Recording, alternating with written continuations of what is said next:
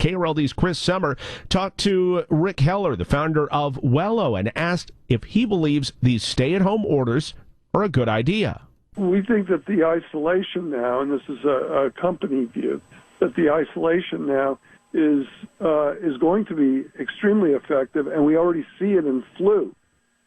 People get mad at me for mentioning flu with COVID because flu is way ahead of COVID in case count, but COVID could far eclipse flu. And we're talking about maybe 50% of the population, should we not do anything, come upon this. And then the arguments come back to, well, it's not that bad. And some people, only people with comorbidities and all that. So it's hard to get involved in that argument when a life is a life. And to save one life, as Governor Abbott says, is all that's needed here. And we are saving a lot of lives, and as well as people on the front lines. So I think we're in support of that right now. We're an essential business, so we get to stay open, whether that's lucky or unlucky. I cannot tell you. We're all well. But the most important thing is that second law that the judge explained, and that's that everybody in the essential businesses take the temperature of their employees, and I believe it was numerous times a day. That's what we do because, we have that kind of device. But at least before they come to work, they get their temperature taken, and anything over 99.5, anything over that be sent home. And that is the recipe for taking this epidemic down.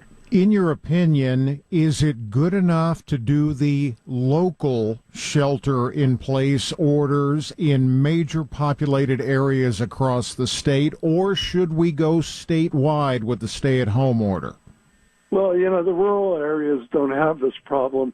Somebody from Wyoming yesterday told me, and I want to add a little levity here, said the tagline is something to the effect of Wyoming, social distancing since 1843. So, the rural areas have less to worry about. The crowded areas, obviously, are at risk. And from everything we know about this virus, does it appear the worst is still ahead of us for Texas and for the United States? Well, unfortunately, there is not a person who can give you a reasonable answer to that. And that's for one reason.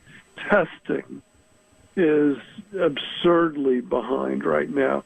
And if we had enough tests for everybody who even just said, I think, I'm feeling bad, we could get an epidemiological model for what is really going on. We know that there are certain days, and we at Wello, and you can go read our blogs on welloinc.com.